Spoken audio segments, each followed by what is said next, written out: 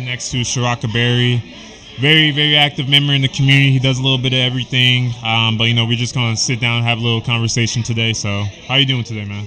Life is good. I got plenty of things to appreciate. Got to see the sunrise. Got clean water. Yeah, man. Always say another day you get to see is a blessed day. So, tell us a little bit just about yourself. Like, how did you decide? Like, when was it you decided, like, I'm going to be so active in the community? So I know you do a little bit of poetry, community organizing. I know you fitness stuff as well. Yeah, there was a speech that Stokely Carmichael once gave, and he said we have to redefine success, and success is not moving out of the community, moving out of the ghetto. It's going back to the community and making it not a ghetto. And so I took that speech as a challenge. Yeah, I really did. And so... I'm an active activist, and Sharaka in Arabic means sharing our partnership. So I feel like it's a life mission for me to share with people what I know and work with people. And really, I would say the beginning of it was I tutored math in high school, geometry. I tutored my fellow peer students. And I really, more than anything, I get joy out of helping people in need. I do it wherever I can. No, for sure. I was definitely going to ask you what your name stood for, so I'm glad you said that. But I also feel that about reaching back into the community and not just leaving. I think Milwaukee has a big issue right now with young professionals, young black professionals specifically, leaving Milwaukee instead of giving back and trying to build into our own. So I'm glad that there's like-minded people who think that way. Yes. So tell us a little bit about like your poetry. I know you do some poetry. Like how did you get into that? Like when did that start? Yeah, interesting enough, I would say a poem got me into college. And so I really wrote poetry only for me. And I went to this college, Carleton College, is a private liberal arts school in Minnesota. And so when I was a prospective student, they had a poetry show there. Okay. And, they had people to come up to, improv. And there was a poem I wrote. It's probably my, best poem by my opinion. It was just a poem how I felt about the condition of black culture. And I said the poem. I got into the school. And I think that was a big part of it because the admission counselors were there. And everyone was clapping. And so, first impression, huh? Yeah. And I was like, I like this feeling. I'm going to do it some more. No, that's good. Did you, I guess, kind of a follow-up question to that, like, was poetry ever, like, just, because you say you did it for yourself, but did you ever, like, realize you were doing poetry, or was it just like, I'm writing words on a piece of paper and they kind of rhyme together? I think that, like many other black teenagers, I had aspirations of being a rapper at one point. But I just think, like, the things that came to my mind was more about criticism of the political system. So it's like poetry made more sense. And that's pretty much it. Okay. Yeah, no, that makes sense. So tell us a little bit about the fitness stuff that you got going on.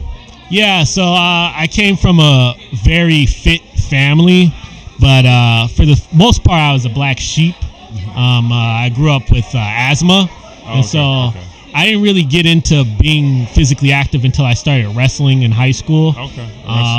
When I did wrestling, I ran, and after high school was over, I kept running. In 2021, I did my first marathon, did my second one last year. Did you run in the lakefront one? Yeah. Man. Lakefront. I did the half marathons for that. Yes. But that, running across Home Bridge, bro, that was killer. That was rough, and that was halfway through it. And then the 25th, the 24th to the 25th mile was running back through it. So that was a rough course. So that, and then I'm doing the Milwaukee Marathon April 13th. Okay. I did my first triathlon last year, the Chicago triathlon. One? Okay. Yeah. I'm trying to do a triathlon this year. Okay. That's actually my goal. So you want to join my relay team? I have a spot open. If you I like know biking. They do relay teams for triathlons. They do relay teams? So there's some events where one person does the swimming, one person does the biking, one person does the running. Oh, okay. I might take you up on that. Yeah, I have. If you want to be the biking person. Hey, because I haven't learned how to swim yet, but this is my goal, because I never learned how to swim. I was kind of like always afraid of the water. So I'm like, if I make myself do something like a triathlon, like I'll have to be forced to learn how to swim. That's exactly why I did it. Yeah. So, and that kind of brings us into like what Nifthe is. Yeah. Talk a little bit about that. So Nifthe is a motivational wellness brand, and so wellness, as I define it, is valuing your life.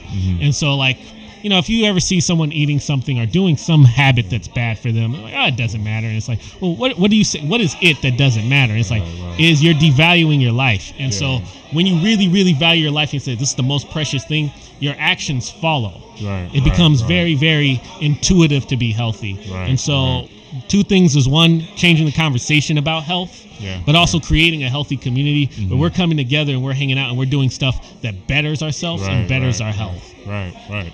No, that's good. That's good. I think especially, you know, in our community, we don't value health enough.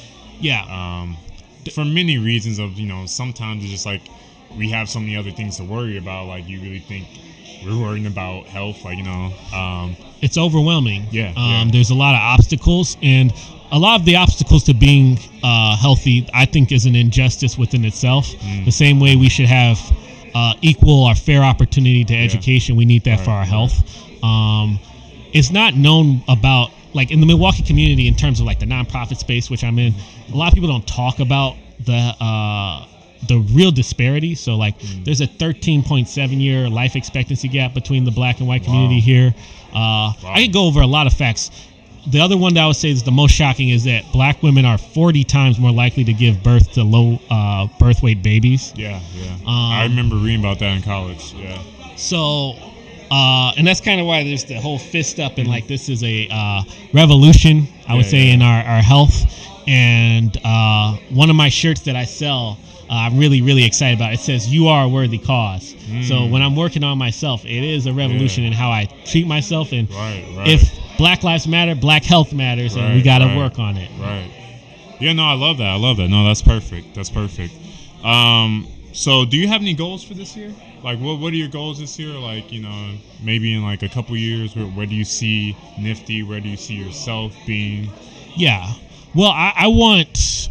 I'm trying to get up to 360 people signing this Nifthe contract, which the contract is to yourself. It's like you have a contract for your, you know, apartment, a lease, about the conditions of how you treat it. It's like, what are the standards you have for yourself? And like the Nifthe Nation about getting people to commit to that. So I want to get 360 done. It's a milestone for me.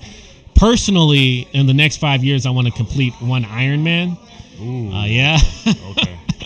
I'm only going to do it once. For those who don't know, an Ironman is 2.4 miles of swimming, 112 miles of biking, and then 26.3 miles of running. So. That's props to you. And then buy a house. That's always a good goal. So where can people find you if they want to support your cause, if they want to sign your pledge, like, you know, where can we support you at? Instagram is the best place at Nifthe360. Yep, the website for the shirt is there, and then, you know, I'm pretty responsive, so if someone DMs me, I can talk to them. Cool. Well, I appreciate you for coming through today, chatting with us for a little bit. I'm hopefully we'll be talking to you more, maybe be on your relay team. But also just, you know, staying in contact, seeing where you go in life. So looking forward to hopefully having you on here again. Yes, I appreciate it. Thank you.